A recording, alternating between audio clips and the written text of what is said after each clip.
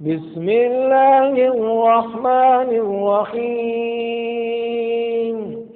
الف لام میم ذلك الكتاب لا ريب فيه هدى للمتقين الذين يؤمنون بالغيب ويقيمون الصلاة ومما رزقناهم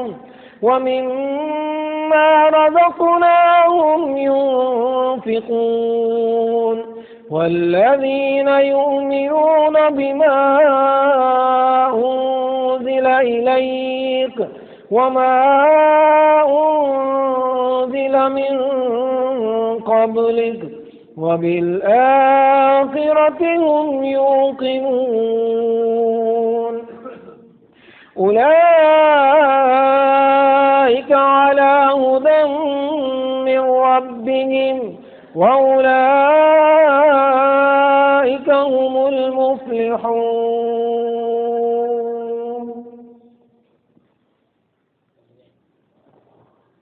تمام قسم کی حمد و ثنا اللہ جل شانہ کی ذات پاک کے لیے، جو اس کائنات کا اکیلا خالق اور مالک ہے، جو وحدہ لا شریک ہے، جو اکیلا اپنی تمام مخلوقات کی حاجات کو پورا کرنے والا اور اکیلا ہی ان تمام کی مشکلات کو آسان کرنے والا ہے۔ درود و سلام سید الاولین والآخرین امام الانبیاء سید الانبیاء جناب محمد الرسول اللہ صلی اللہ علیہ وسلم کی ذات گرامی پر، جن کو اللہ نے اپنا آخری پیغمبر اور رسول بنا کر مبعوث فرمایا۔ ذالک الکتاب لا ریب فیہ، قرآن وہ کتاب ہے کہ جس کی باتوں میں کسی قسم کا کوئی شک نہیں ہے۔ ہدی للمتقین، اور جو لوگ بچنا چاہتے ہیں جہنم سے، جو لوگ بچنا چاہتے ہیں پریشانیوں سے، جو لوگ بچنا چاہتے ہیں مصیبتوں سے، جو لوگ بچنا چاہتے ہیں دکھوں سے، ہدی للمتقین، تو یہ قرآن ان کی رہنمائی کے لیے اللہ نے نازل فرمایا۔ اس قرآن کا سب سے بڑا مقصد ہی یہ ہے کہ لوگ ایک کامیاب زندگی گزاریں۔ اللہ کی یہ مخلوق جس کو اللہ نے اس دنیا پر بھیجا ہے، اللہ نے یہ سارے کا سارا سلسلہ ہی اسی لیے چلایا تاکہ اللہ یہ دیکھے کہ کون اس دنیا میں سب سے بہترین زندگی گزار کے جاتا ہے۔ جو جتنی اس دنیا میں بہترین زندگی گزار کر دکھائے گا، جو انسان یہ ثابت کرے گا کہ مجھ سے زیادہ اچھا اور کوئی نہیں ہے، تب اللہ تعالیٰ نے ان لوگوں کے لیے کہ جو یہ ثابت کر دکھائیں، اللہ نے ان کے لیے جنت کو تیار کیا کہ وہاں پر ایسے ہی لوگ رہ سکتے ہیں۔ گندے لوگوں کے لیے وہ جگہ نہیں ہے، کیونکہ یہ بات اپنے ذہن نشین کر لیں کہ گندا آدمی جہاں پر بھی رہے گا اس جگہ کو بھی کیا کر دے گا؟ وہ گندا کرے گا۔ گندے آدمی سے یہ توقع نہیں رکھی جا سکتی کہ وہ کسی محل میں جائے گا تو اسے سجا سنوار کر رکھے گا۔ وہ محل میں جائے گا تو وہاں پر بھی گند ڈال دے گا اور اس محل کو بھی ویرانے جیسا بنا ڈالے گا۔ اور اگر کوئی صاف ستھرا انسان کسی جھونپڑے میں بھی چلا جائے تو وہ اس جھونپڑے کو بھی چمکا کر رکھے گا۔ اللہ نے جو جنت بنائی ہے تو اس کے لیے اس نے شرط یہ لگائی کہ وہاں پر جائیں گے وہ لوگ جو پہلے یہ ثابت کر کے دکھائیں کہ وہ جہاں رہیں گے اس جگہ کو خراب نہیں کرنے والے، جو حق ادا کریں تب اللہ ان کو جنت کے اندر جگہ عطا فرمائے گا۔ اور جو لوگ خرابی کرنے والے ہیں، اللہ کہے گا تم نے تو خرابی ہی کرنی ہے، تب تمہیں ایسی ہی جگہ بھیجتا ہوں جو پہلے سے ہی خراب ہے. تم نے تو آگ ہی لگانی ہے، دنیا میں رہ کر بھی تم آگ لگاتے رہے، تو کیوں ایسی جگہ نہ بھیجا جائے جہاں پہلے سے ہی آگ لگی ہو؟ تمہیں تو نہ لگانی پڑے، تم نے تو پہلے ہی خون خرابہ کرنا ہے، تو تمہیں ایسی ہی جگہ کیوں نہ بھیجا جائے جہاں پر تمہیں خون اور پیپ گھونٹ گھونٹ پلائے جائیں. ان کے لیے جنت جگہ نہیں ہے. اور اگر کوئی بندہ یہ کہے کہ چلو اس کو بھیج ہی دیں، تو بھیجا بھی جائے گا تو جنت کو بھی جہنم بنا ڈالیں گے. اللہ نے اس قرآن کو اسی لیے بھیجا ہے تاکہ وہ لوگوں کو بتایا کہ تم اپنی دنیا کی زندگی کو جنت کیسے بنا سکتے ہو. جو یہاں پر اپنی زندگی کو جنت کی طرح گزارے گا، جو یہاں پر اپنی زندگی کو خوبصورت گزارے گا، اللہ نے قرآن میں فرمایا کہ اللہ نے خلق الموت والحیات لیبلوکم ایکم احسن عملا. اللہ نے یہ موت و حیات کا چکر ہی اسی لیے چلایا تاکہ وہ دیکھے، وہ آزمائے تم کو کہ تم میں سب سے بہترین عمل کرنے والا کون ہے. جو سب سے بہتر کر کے دکھائے گا اس کے لیے جنت ہے. وہاں پر سب سے بہترین، بہتر لوگوں کے لیے بہتر جگہ اور گندے لوگوں کے لیے گندی جگہ. تو فرمایا کہ ہدی للمتقین، جو بچنا چاہتا ہو دکھوں سے، پریشانیوں سے، مصیبتوں سے، تو اس کو چاہیے کہ وہ رہنمائی لے قرآن سے. وہ قرآن سے پوچھے کہ مجھے بتاؤ میں کیسے جیوں، مجھے بتاؤ کہ میں کیسے رہوں، مجھے بتاؤ کہ میں کیسے زندگی بتاؤں تاکہ میری یہ دنیا کی زندگی بچ بچا کے گزر جائے. اللہ تعالیٰ نے پھر ان کا ذکر فرمایا کہ کون کون لوگ جو ہیں وہ بچ سکتے ہیں دنیا میں رہ کر دکھوں سے، مصیبتوں سے، پریشانیوں سے اور آخرت میں جہنم سے. کون کون لوگ بچ سکتے ہیں؟ ان میں فرمایا الذین یؤمنون بالغیب. سب سے پہلے اس کے لیے شرط یہ ہے کہ وہ اس بات پر یقین کریں کہ ان کے رب نے جو ان سے کہا ہے وہ سچ کہا ہے. بن دیکھے اپنے رب پر کیا لے آئے؟ وہ ایمان لے، مان لے. نتیجہ دیکھ کر نہیں، ڈنڈے کھا کر نہ مانے. ڈنڈے کھا کر ماننے والے ایمان بالغیب نہیں رکھنے والے ہوتے. ماننے والا وہ ہوتا ہے کہ جس نے وہ برا نتیجہ بھی دیکھا تو نہیں ہے لیکن وہ مانتا ہے، وہ جانتا ہے کہ اگر میں نے ایسا کیا تو نتیجہ ایسا ہی نکلے گا کیونکہ میرے رب نے ایسا ہی کہا ہے. ساری دنیا کہتی رہے کہ تم بے ایمانی کرو تمہاری کاروبار چمک جائے گا، وہ کہے گا نہیں میں نہیں مانتا. تم ساری دنیا اکٹھی ہو جائے اور ساری دنیا کے لوگ اکٹھے ہو کر یہ کہنے لگے کہ تم بے ایمانی کرو، تم فراڈ کرو، تم ترقی کر جاؤ گے، وہ کہے گا میں نہیں مانتا کیونکہ میرے رب نے کہا ہے کہ فراڈ اور بے ایمانی کرنے والے کبھی بھی کامیاب نہیں ہوتے. تم کیسے مجھے سمجھا رہے ہو کہ میں کامیاب ہو جاؤں گا؟ تم تو میرا بیڑا غرق کرنے میں لگے ہو. ایمان اس چیز کا نام ہے کہ ساری دنیا کے لوگ بھی جمع ہو جائیں. الا ان ينفعوک شیئا، تو یہ بات یاد رکھ کہ ساری دنیا کے لوگ مل کر بھی تجھے کوئی نفع نہیں پہنچا سکتے. سارے کا سارا نفع پہنچانا کس کے اختیار میں ہے؟ تو اللہ کے اختیار میں ہے. اور اگر ساری دنیا کے لوگ تجھے یہ کہیں بھائی یہ ایمانداری کے راستے پر نہ چل، تیرا بیڑا غرق ہو جائے گا، کاروبار خراب ہو جائے گا، بے عزت ہو جائے گا، ذلیل ہو جائے گا، تو وہ کہے نہیں تم ساری دنیا کے لوگ مل کر بھی مجھے ذلیل نہیں کر سکتے.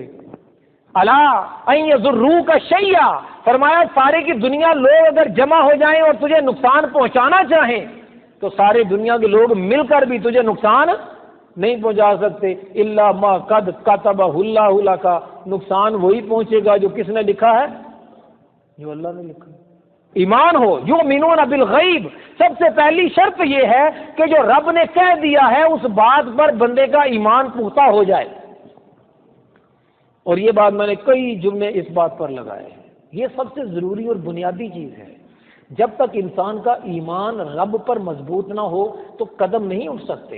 اور میں نے کہا تھا کہ اس راستے میں کانٹے ہی کانٹے ہوں گے، اس راستے میں پریشانیاں بہت آئیں گی، لیکن جب بندہ رب کی طرف توجہ کر لے، رب کی طرف دھیان کر لے، وہ ساری مشکلیں کٹ جائیں گی. بڑا کٹھن راستہ ہے لوگ بڑا کہتے ہیں جی بڑا آسان راستہ ہے جی، دین پر چلنا بڑا آسان ہے. یقین کریں دین پر چلنے سے زیادہ مشکل کام دنیا میں کوئی نہیں ہے. لیکن یہ بات بھی سچ ہے کہ دین سے زیادہ آسان راستہ بھی اور کوئی نہیں. یہ دونوں باتیں صحیح ہیں. جس بندے کا دھیان دنیا کی طرف ہوگا اس کے لیے دین کے راستے پر چلنا مشکل ہوگا. جس بندے کا دھیان دنیا کی طرف ہو، دنیا کی چیزوں کی طرف ہو، جس بندے کے من میں دنیا بسی ہوئی ہو، تب دین کے راستے پر چلنا کانٹوں سے کم نہیں. دین کے راستے پر چلنا تلوار پر چلنے کے جیسا ہو جائے گا.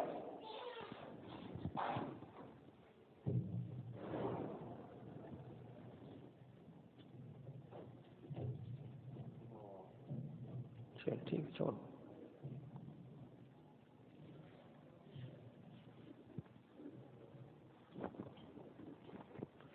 اور اگر انسان کا دھیان، انسان کی توجہ کس کی طرف ہو جائے؟ اللہ کی طرف ہو جائے. جب انسان کا رابطہ اپنے رب کے ساتھ جڑ جائے تو پھر یہ کانٹوں بھری زندگی کانٹوں بھری نہیں رہتی، تب یہ کانٹے پھول بن جاتے ہیں. یہی سب سے عجیب بات ہے اس دنیا کی، جس کو لوگ سمجھنے کے لیے ہی تیار نہیں. جیسے ہی انسان کا رابطہ، جیسے ہی انسان کا تعلق اس کے رب کے ساتھ جڑ جاتا ہے، تب یہ کانٹے اس کے لیے کانٹے نہیں رہتے، تب یہ پریشانیاں اس کے لیے پریشانیاں نہیں رہتی، تب یہ دکھ اس کے لیے دکھ نہیں رہتے، اس کے لیے راحت کا سامان بن جاتے ہیں. جب اس کو خدا کی راہ میں، جب اس کو اللہ کی راہ پہ چلتے ہوئے تکلیف آتی ہے تو اس کی آنکھوں سے دکھ سے آنسو نہیں نکلتے، خوشی سے نکلتے ہیں کہ یہ جان، جب جان دیتا ہے نا، وہ شاعر نے بڑی پیاری بات کہی، یہ جان دی اللہ کو، یہ جان دی ہوئی تو اسی کی تھی. یہ جان دی ہوئی تو اسی کی تھی، حق تو یہ ہے کہ حق ادا نہ ہوا. کیا دیا ہے اس کو؟ اس کے لیے پاؤں اگر زخمی ہو جائیں تو پاؤں کس نے دیے؟ اسی نے تو دیے. اگر آپ کے ہاتھ جل گئے اس راستے پر چلتے ہوئے تو کیا ہو گیا؟ یہ ہاتھ بھی تو اسی نے دیے. اگر ان آنکھوں سے آنسو نکل پڑے اس کی راہ میں چلتے ہوئے تو یہ آنکھیں بھی کس نے دی؟ اسی نے دی ہیں. اگر یہ زبان سچ بولنے کی پاداش میں کٹ گئی تو یہ زبان بھی کس نے دی تھی؟ اسی نے تو دی تھی. انا للہ و انا الیہ راجعون. ہمارا سب کچھ اللہ کا ہی ہے، اور اگر آج نہیں تو کل سب کچھ لوٹ کر کس کے پاس جانا ہے؟ اسی کے پاس تو جانا ہے. اگر آج یہ پاؤں اس کے راستے میں زخمی نہ بھی ہوئے تو کل کو قبر میں تو کیڑے کھائیں گے ہی. جس کے پاؤں میں خدا کی راہ میں چلتے ہوئے آبلے نہ پڑے، جس کے ہاتھ کبھی شل نہ ہوئے خدا کی راہ میں، تو اس کے ہاتھوں کو بھی کون کھائیں گے؟ کیڑے ہی کھائیں گے. بچے گا کیا؟ بندہ بچانا چاہتا ہے کہ میں کچھ بچا لوں، بچے گا نہیں. اس کی راہ میں جائے گا تو امر ہو گیا، اس کی راہ میں جائے گا، اس کی راہ میں قربان ہوگا تو بچ جائے گا، ورنہ سب ختم ہو جانے والا ہے. تو سب سے پہلی بات تو یقین اور ایمان ہے کہ آپ یہ یقین اور ایمان رکھیں کہ میرے رب نے جو مجھ سے وعدے کیے ہیں، اللہ اپنے وعدوں کو کیا کرے گا؟ پورا کرے گا. وہ غزوہ خندق کے موقع پر نا صحابہ اکرام رضوان اللہ علیہم اجمعین اور ان کے ساتھ کچھ دوسرے لوگ تھے جو منافق تھے، جب مدینے کا گھیراؤ چاروں طرف سے کفار نے کر لیا، مشرکین نے چاروں طرف سے گھیراؤ کر لیا، یہودی بھی ان کے ساتھ مل گئے، سارے عرب کے قبیلے بھی ان کے ساتھ مل گئے، مسلمانوں میں سے جو منافق تھے وہ بھی ان کے ساتھ مل گئے. وَبَلَغَتِ الْقُلُوبُ الْحَنَاجِرَ قرآن کے الفاظ ہیں. ایسی پریشانی چاروں طرف سے دشمن نے گھیرا ہو اور بھاگنے کا کوئی چارہ کار نہ ہو تو فرمایا دل اچھل کر گلے میں آ گئے. چاروں طرف موت نے گھیرا ڈال رکھا تھا. فرمایا بلغت القلوب الحناجر، اس وقت انسان کا دل اچھل کر اس کے گلے میں آ گیا کہ سانس بھی نہیں نکلتی. تب منافق کہنے لگے کہ دیکھو آج ہم گھیرے گئے، پکڑے گئے. بڑے بڑے وعدے کرتے تھے جی ایسا ہو جائے گا، وہ جی دنیا پہ تم غالب آ جاؤ گے، وہ ساری دنیا تمہاری ہو جائے گی. اور دیکھو آج کیا ہو گیا ہمارے ساتھ، چاروں طرف سے گھیرے پڑے ہیں. اللہ اکبر. تو جب اہل ایمان کو اس بات کا پتہ چلا نا تو اس بات نے ان کے کیا زادتہم ایمانن، جب چاروں طرف سے لوگوں نے گھیر رکھا تھا تو اہل ایمان کا ایمان کیا ہو گیا؟ اور زیادہ ہو گیا. کم نہیں ہوا، اور زیادہ ہو گیا، اور پکے ہو گئے، کیونکہ انہیں یقین ہے کہ رب نے جو جو وعدے کیے تھے وہ پورے ہونے ہی ہے. یہ گھیراؤ کریں گے لیکن کامیاب نہیں ہوں گے. یہ گھیراؤ تو کریں گے، یہ بھی بتایا گیا ہے کہ گھیراؤ ہوگا، لیکن ساتھ میں یہ بھی تو بتایا گیا ہے گھیراؤ کریں گے لیکن کامیابی تمہارے ہی نصیب میں ہے. جاء الحق وزهق الباطل ان الباطل کان زہوقا. جب حق کھڑا ہو جائے تو باطل اس کے سامنے کبھی ٹھہر نہیں سکتا. یہ بھی تو وعدہ ہے. گھیرائے جانے کا وعدہ ہے تو کامیاب ہونے کا وعدہ بھی تو ہے. تو اہل ایمان جو ہوتے ہیں وہ گھبراتے نہیں. تو یہ ایمان سب سے پہلی اور بنیادی بات ہے اس راستے پر چلنے کے لیے، اس کانٹوں بھرے راستے پر چلنے کے لیے. تو میں نے کہا تھا اس کانٹوں بھرے راستے پر چلنے کے لیے ساتھ کس کا چاہیے جی؟ اللہ کا ساتھ چاہیے. جب اس کا ساتھ مل گیا تو آپ حیران ہو جائیں گے کہ دکھ رہے ہی نہیں، کانٹے کانٹے رہے ہی نہیں. اب وہ تلوار کی دھار پر بھی چلتے ہوئے تلوار کی دھار آپ کو محسوس نہیں ہوگی کیونکہ رب آپ کے ساتھ ہے. اس کے لیے میں نے بتایا تھا کہ اللہ نے یہاں پر ہی دوسری بات جو بیان فرمائی وَيُقِيمُونَ الصَّلَاةَ، وہ کس کو قائم کرتے ہیں؟ نماز کو قائم کرتے ہیں. وَيُقِيمُونَ الصَّلَاةَ، نماز جو ہوتی ہے یہ انسان کو رب کے قریب کرتی ہے. رب کا قرب انسان کو نماز کے ذریعے حاصل ہوتا ہے. اللہ اکبر. بخاری شریف کے اندر بھی حدیث ہے، مشکات کے اندر حدیث موجود ہے. نبی صلی اللہ علیہ وسلم نے فرمایا کہ بندہ رب کا قرب حاصل کرتا ہے. ما یتقرب بہ العبد، بندہ رب کا قرب جن چیزوں کے ذریعے حاصل کرتا ہے ان چیزوں میں سب سے زیادہ اور سب سے اہم چیز فرائض ہیں. جیسا میں نے کہا تھا فرض نماز. جب بندہ فرض نماز پڑھنے شروع ہو جاتا ہے نا تو رب کا قرب اس کو نصیب ہونا شروع ہو جاتا ہے. اور آپ کو پتا ہے کہ رب کتنا قریب ہوتا ہے؟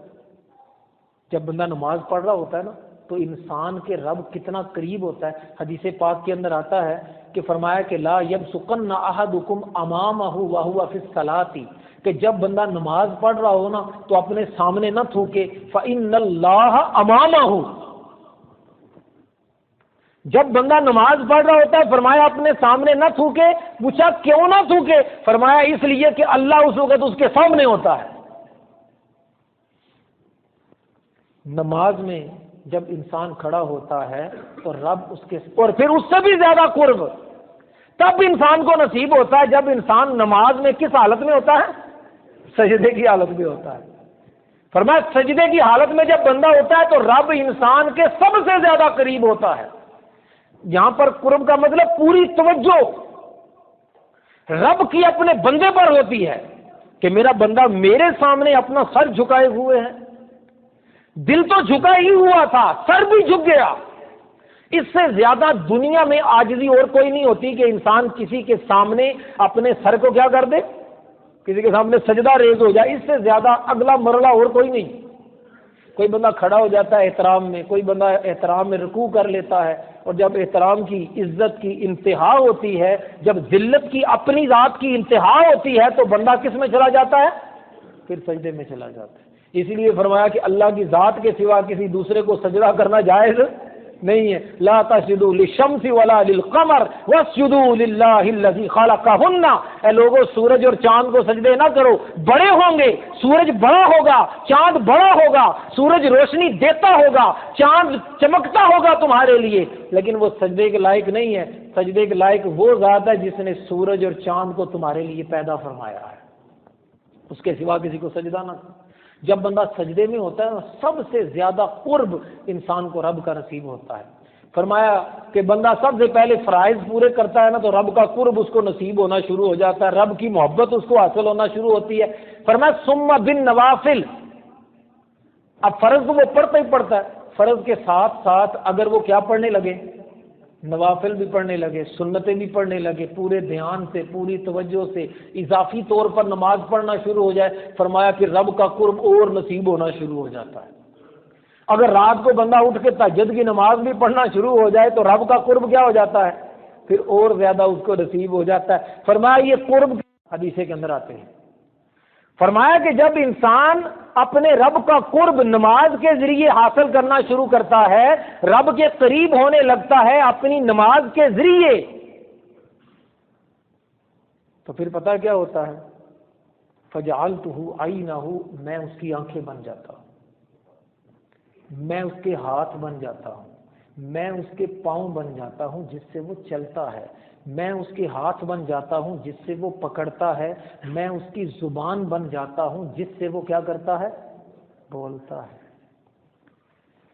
رب کا قرب انسان کو اس حد تک نصیب ہو جاتا ہے کہ اب انسان کے اپنے اعمال اس کے اختیار میں نہیں رہتے، بلکہ کس کے اختیار میں چلے جاتے ہیں؟ اللہ کے اختیار میں۔ وہ جو قرآن پاک کی آتا ہے نا وما ينطق عن الهوى ان هو الا وحی یوحى، کہ میرے جو حبیب ہے نا اپنی مرضی سے اپنی خواہش سے نہیں بولتے، بلکہ کس کی مرضی سے بولتے ہیں؟ اللہ کی مرضی سے بولتے ہیں۔ جب انسان رب کے قریب ہونے لگتا ہے تب اس کا دل، اس کا دماغ، اس کی آنکھیں، پھر اس کی زبان سے واویلا نہیں نکلے گا۔ کیسے نکلے؟ کیونکہ اب یہ اس کے کنٹرول میں نہیں ہے۔ کس کے کنٹرول میں ہے؟ اب یہ اللہ کے کنٹرول میں ہے۔ اب اس کے پاؤں غلط راستے پر نہیں چلیں گے کیونکہ اس کے کنٹرول میں نہیں ہے۔ کس کے کنٹرول میں ہے؟ اللہ کے کنٹرول میں۔ اب اس کے ہاتھوں سے کچھ غلط نہیں ہونے پائے گا کیونکہ اب ہاتھ اس کے اختیار میں نہیں رہے۔ کس کے اختیار میں چلے گئے؟ اللہ کے اختیار میں چلے گئے۔ تب زندگی سہل ہو جائے گی۔ اور میں نے پہلے کہا تھا اگر یہ کہوں کہ میں چلوں، میں نہیں چل سکتا۔ میری اوقات ہی کیا ہے، میری حیثیت ہی کیا ہے کہ میں چلوں خدا کے راستے پر؟ میں چلوں کانٹے بھرے راستے پر؟ میں نہیں چل سکتا۔ جب تک کون نہ چلائے وہی نہ چلائے۔ وما تشاءون الا ان یشاء اللہ رب العالمین، فرمایا تمہارے چاہنے سے کچھ نہیں ہوتا، جو ہوتا ہے کس کے چاہنے سے ہوتا ہے؟ وہ تو اللہ کے چاہنے سے ہوتا ہے۔ جب تک آپ کی چاہتے ختم نہ ہو جائیں اور آپ کے ہاتھ، آپ کے پاؤں، آپ کی آنکھیں، آپ کے کان، آپ کی زبان آپ کے کنٹرول سے نکل کر کس کے کنٹرول میں نہ چلی جائے؟ اللہ کے کنٹرول میں نہ چلی جائے تو زندگی گزارنا مشکل ہو جائے گا، بہت مشکل ہے۔ اس دنیا کی زندگی سے کٹھن چیز اور کچھ نہیں ہے۔ یہی زندگی سب سے بڑا عذاب بھی ہے اور یہی زندگی سب سے بڑی راحت بھی ہے۔ یہ آپ پر ہے کہ آپ کیا کرتے ہیں۔ تو جب یہ ساری چیزیں کس کے اختیار میں چلی جائیں؟ اللہ کے۔ اور وہ حدیث کے اندر آتا ہے نا کہ نبی علیہ السلام نے ایک صحابی کو کہا کیا میں تجھے جنت کے خزانوں میں سے خزانہ نہ بتاؤں؟ جنت کے خزانوں میں سے خزانہ؟ انہوں نے کہا بتائیے یا رسول اللہ۔ آپ نے فرمایا کلمۃ لا حول ولا قوت الا باللہ، نیکی کرنے کی طاقت بھی کس کی طرف سے ہے؟ اللہ کی طرف سے ہے، اور گناہوں سے بچنے کی قوت بھی کس کی طرف سے ہے؟ اللہ کی طرف سے ہے۔ میرے اختیار میں ہے کیا؟ آپ کا اختیار آپ کے پاس تب تک رہے گا جب تک آپ عبادت میں اپنے آپ کو قربان نہ کر ڈالیں۔ آپ جیسے جیسے عبادت میں گہرے چلے جائیں گے آپ کا اپنی ذات پر کنٹرول ختم ہونا شروع ہو جائے گا۔ میں یہ نہیں کہتا کہ آپ چلنے لگیں گے، آپ کیا چلیں گے اور میں کیا چلوں گا؟ میں نہیں چل سکتا۔ میں نے تو یہ جانا ہے، میں نے مانا نہیں ہے صرف یہ، میں نے پڑھا نہیں ہے کتابوں میں نے یہ جانا ہے کہ میں نہیں چل سکتا کسی نیک راستے پر، میں نہیں بچ سکتا کسی برے راستے سے۔ میرے اختیار میں تو ہے ہی کچھ نہیں۔ سارا اختیار کس کے پاس ہے؟ اسی اللہ کے پاس ہے۔ اب یہ آپ کی مرضی ہے کہ آپ اپنے آپ کو اس کے اختیار میں دے دیں، بس چھوڑ دیں، جو وہ چاہے تو کرنے دو۔ اچھے راستے پر چلائے گا، برے راستے سے بچائے گا، کیونکہ وہ تو اپنے بندوں سے محبت کرتا ہے۔ لیکن ہم کہاں اختیار دیتے ہیں؟ ہم کہتے ہیں نہ نہ نہ، ہم خود بڑے سیانے ہیں، ہم خود چلیں گے، ہم خود کریں گے، ہم خود کر سکتے ہیں۔ ہم اپنا اختیار اپنے پاس رکھتے ہیں، رب کو نہیں دیتے۔ جب تک آپ کا اختیار آپ کے پاس ہوگا آپ کبھی بھی بچ نہیں پائیں گے۔ شیطان چاروں طرف سے گھیرا ڈال کے بیٹھا ہے، اتنے ہیلے ہیں شیطان کے پاس کہ آپ حیران ہو جائیں گے، پریشان ہو جائیں گے کہ کیا کریں اور کیا نہ کریں. ایک ہیلا نہیں اس کے پاس، ہزاروں ہیلے ہیں، اور ان سارے ہیلوں کا توڑ صرف کس کی ذات ہے؟ وہ اللہ ہی کی ذات ہے، باقی تو کچھ نہیں ہے. اگر آپ کہیں کہ آپ کے پاس بڑا فلسفہ ہے، آپ کے پاس بڑا علم ہے، آپ کے پاس بڑا پیسہ ہے، آپ کے پاس بڑی طاقت ہے، آپ شیطان سے بچ جائیں گے. وہ نہیں بچنے دیتا کسی کو، بڑے بڑے اس کے جال میں پھنسے. اس کے جال سے پھنسنے کا صرف ایک ہی راستہ ہے کہ آپ اپنے آپ کو کس کی پناہ میں دے دیں؟ اللہ کی. یا اللہ مجھے بچا لے، بس اب میں کچھ نہیں کرنے والا، جو کرے گا جو کہے گا تو میں کروں گا، بس بات ختم. اور اپنی ذات کا اختیار اپنی ذات سے ختم کرنے کا فارمولہ کیا ہے؟ پچھلے جمعہ میں اور اس جمعہ میں وہی بات بتانا چاہ رہا ہوں. آپ رب کا قرب حاصل کر لیں، رب کے قریب ہو جائیں، اس کا فارمولہ اور اپنا اختیار ختم کر دینے کا فارمولہ کیا ہے؟ کہ آپ رب کی عبادت میں منہمک ہو جائیں، رب کی عبادت میں اپنے آپ کو داخل کر دیں. جیسے ہی آپ رب کے ساتھ جڑنے لگیں گے، شیطان سے ناتا ٹوٹنے لگے گا. نبی پاک صلی اللہ علیہ وسلم، شیطان چھوڑتا نہیں کسی کو. نبی صلی اللہ علیہ وسلم کی حدیث، آپ نے فرمایا کہ جو بندہ بھی پیدا ہوتا ہے نا، جو بندہ پیدا ہوتا ہے تو اس کے ساتھ کیا پیدا ہوتا ہے؟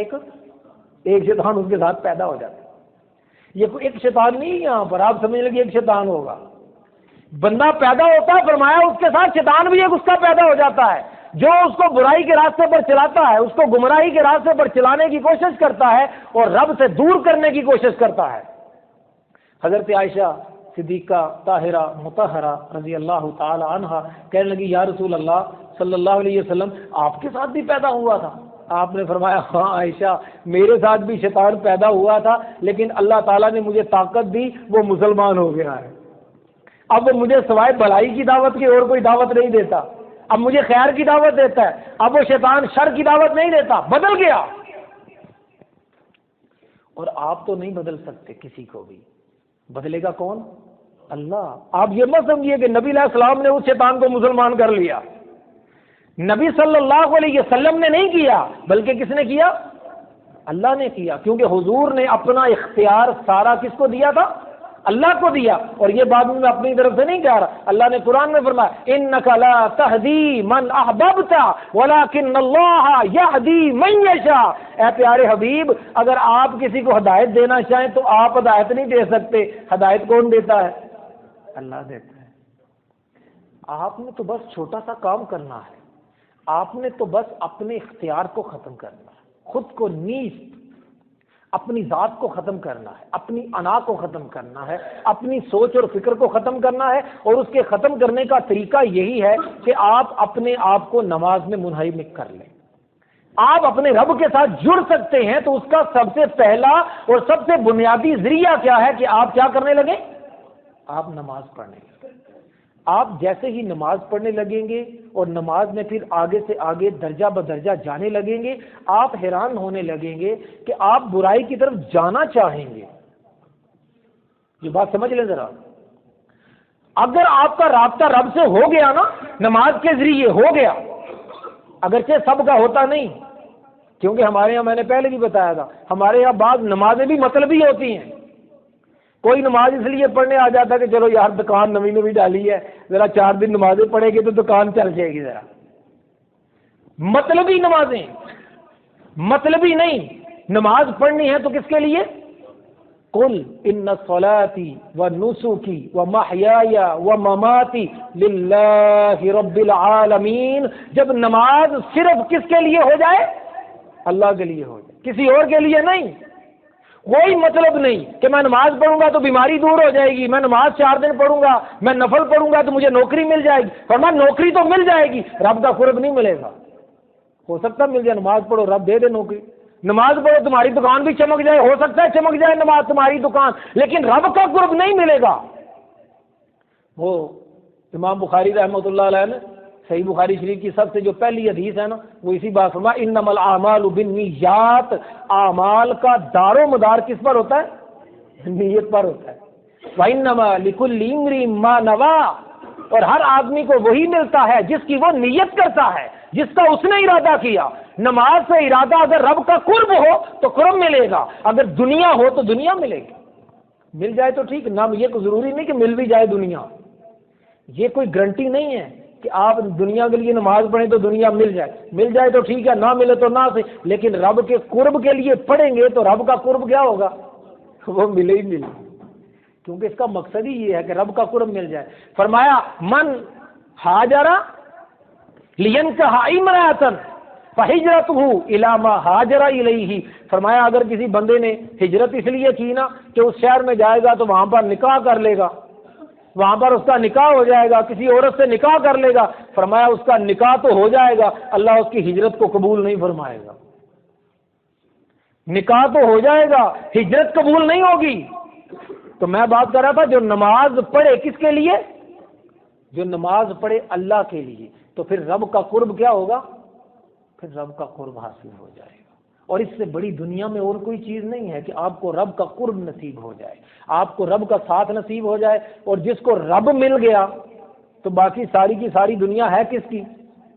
وہ تو اسی کی ہے، ساری دنیا اسی کی ہے، اس کے علاوہ اس دنیا کا مالک کوئی نہیں ہے۔ جب مالک کا آپ کو مل گیا تو دنیا تو مفت میں مل گئی نا، دنیا کی تو پرواہ ہی چھوڑیں۔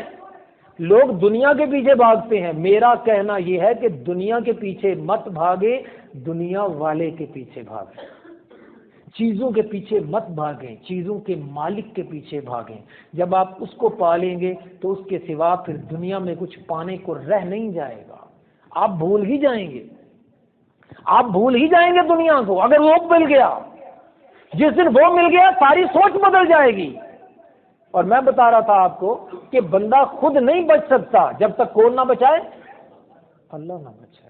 جب آپ کا رابطہ اللہ سے ہو جائے، جب آپ کا تعلق اللہ سے ہو جائے، تو دنیا کی ساری مصیبتیں، ساری پریشانیاں، سارے دکھ اس کو مٹانے والی کس کی ذات ہے؟ اللہ کی ذات ہے۔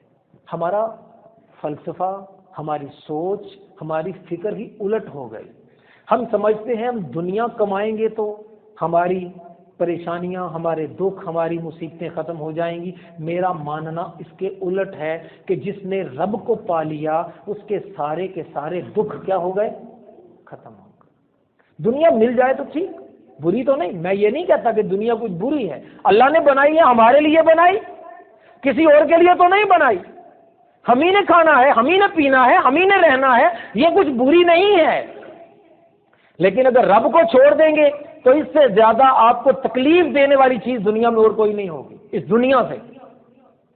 رب کو چھوڑ کے نہیں، رب کو پا لیں تو سب کچھ ہو تو بھی کچھ فرق نہیں ہے، اور سب کچھ نہ ہو تو بھی کچھ فرق نہیں ہے۔ اس کا پانا ضروری ہے، اس کا ملنا ضروری ہے۔ اور میں نے بتایا کہ اس کے ملنے کے لیے، اس کو پانے کے لیے نماز سب سے ضروری چیز ہے، نماز سب سے اہم چیز ہے، اس سے زیادہ اہم اس دنیا میں اور کوئی نہیں ہے۔ نبی صلی اللہ علیہ وسلم نے اپنے صحابی کو نصیحت ایسے نہیں کی، آپ نے فرمایا لا تترک الصلاۃ مکتوبۃ متعمدا، اے میرے امتی، اے میرے صحابی، فرضی نماز کو جان بوجھ کر نہ چھوڑنا، وَإِن قُتِلْتَ وَحُرِّقْتَ، بڑے سخت لفظ ہیں۔